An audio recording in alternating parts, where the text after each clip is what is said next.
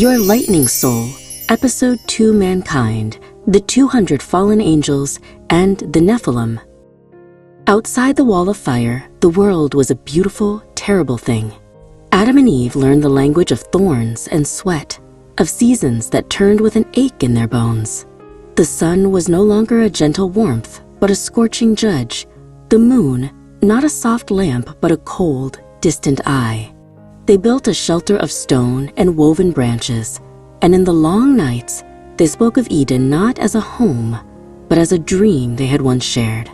They were bound by a new intimacy, the shared memory of perfection and the shared burden of its loss. The earth gave forth its fruit, but only when coaxed by their bleeding hands. In that wilderness, a new sound was heard, the cry of the first child. They named him Cain, to get, for he was a piece of the world they had gotten for themselves. Later came Abel, a breath, a vapor, for they had begun to understand how fleeting life could be. Adam, his hands now calloused, taught them the ways of the world, how to read the stars, how to soothe a restless animal, how to find water in the dry earth. He spoke of the garden and the voice that walked there, his words painting a picture of a world his sons could not comprehend, a story that sounded more like a myth than a memory.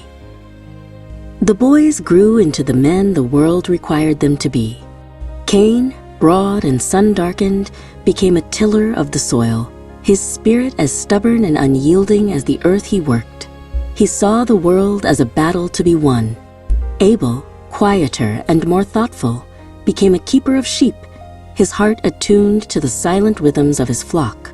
He saw the world as a mystery to be honored. A subtle dissonance grew between them, a silence in the space where brotherhood should have been, born from the different ways they carried their parents' inherited sorrow. In time, they brought offerings to the God they knew only through their father's stories. Cain brought the best of his harvest, fruits of his sweat and toil.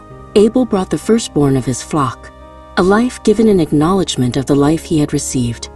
A fire from heaven, a sliver of the old light, descended and consumed Abel's offering, but Cain's lay untouched. A shadow fell across Cain's face, a cold and venomous thing. He saw not divine will, but a personal rejection, a judgment on the very essence of his being. The world, for the first time, seemed truly unjust.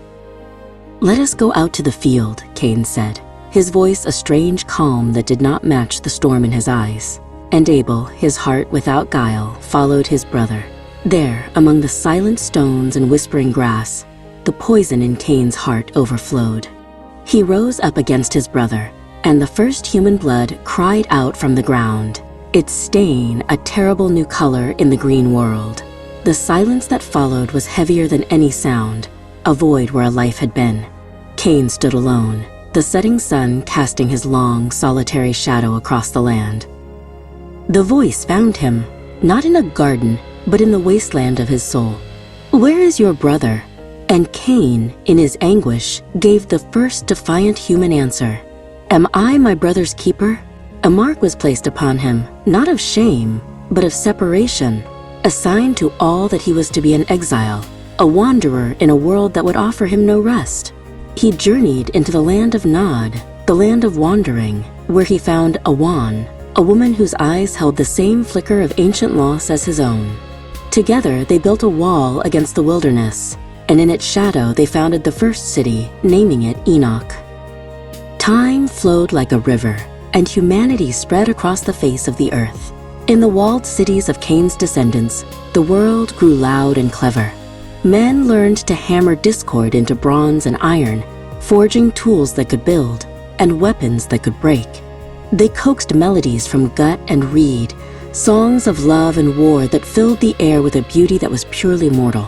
Humanity was a testament to its own resilience, a tapestry of breathtaking art and burgeoning darkness, woven from the threads of a broken memory of paradise.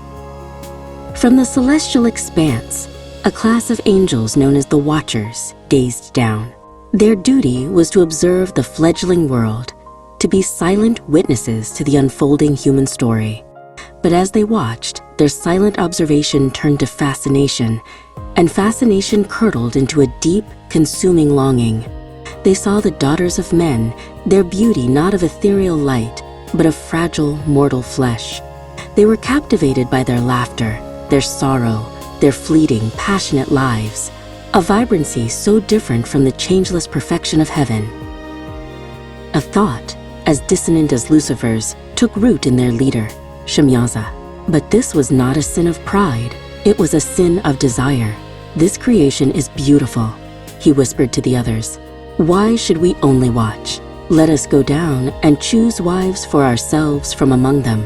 He gathered 200 of the most captivated watchers upon the summit of Mount Hermon, and there, as the mortal world spun beneath them, they swore a binding oath, a pact sealed with a shared transgression, to descend together and not forsake their forbidden purpose. Their fall was not a violent expulsion. There was no war, no clash of swords. They simply let go. They descended, not as a storm of wrath, but as a slow, mesmerizing meteor shower, a cascade of silver and gold lights drifting down through the twilight. They were a beautiful, silent rain of stars, each one a promise of divine secrets and forbidden love, drawn from the heavens by the irresistible gravity of the mortal world.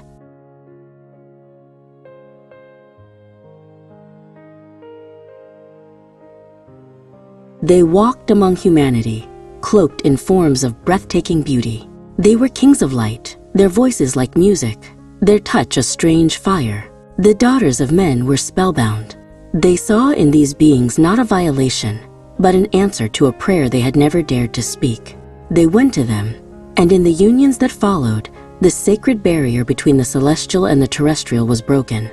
Heaven and earth were mixed in an act of love that was also a profound defilement of the cosmic order.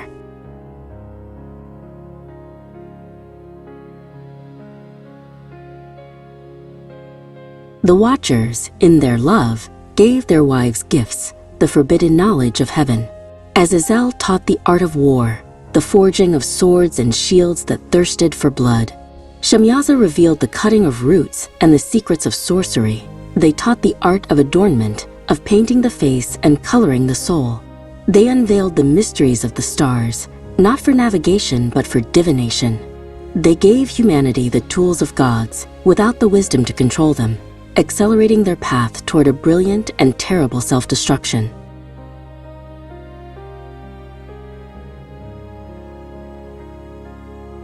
And the women conceived, but their wombs carried a terrible new life.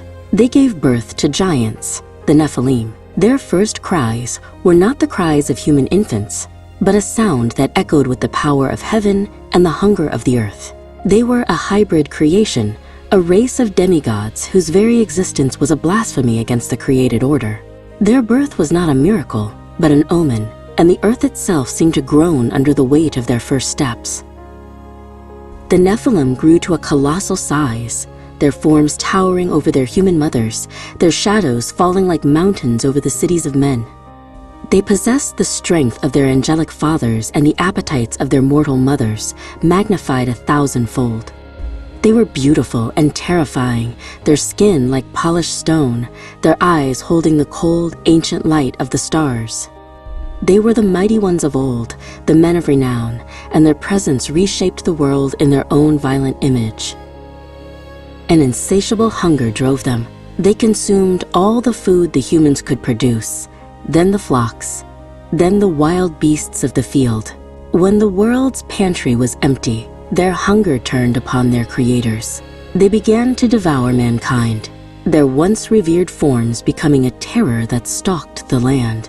Their violence was not born of malice, but of an unending, gnawing emptiness, a void in their hybrid souls that no amount of consumption could ever fill.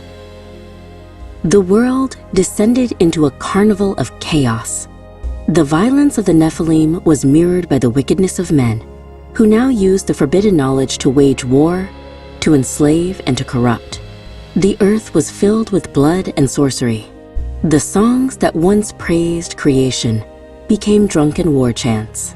The cries of the oppressed, the screams of the devoured, and the blasphemous laughter of the wicked rose from the earth as a single, terrible sound, a prayer of agony that clawed its way into the heavens.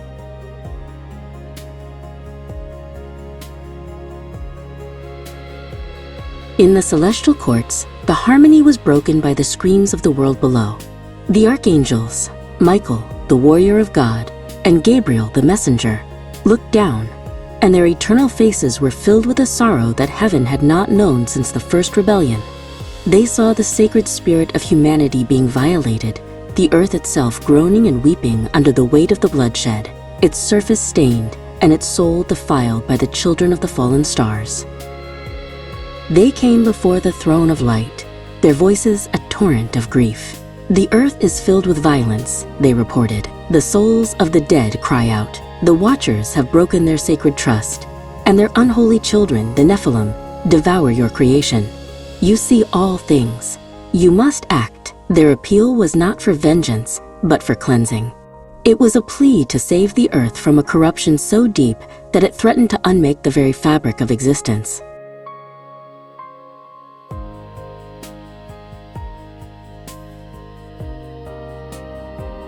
And the voice that had spoken the world into being now spoke with a profound and terrible heartbreak. It was a sorrow that contained the memory of every star, every leaf, every life. My spirit will not contend with humans forever, the voice echoed, not in the heavens, but in the heart of all creation. I am grieved that I have made them. The decision was not an act of rage, but of cosmic surgery. A flood, not of fire, but of water, the very element of creation, would be used to wash the world clean, to baptize it from its incurable sickness.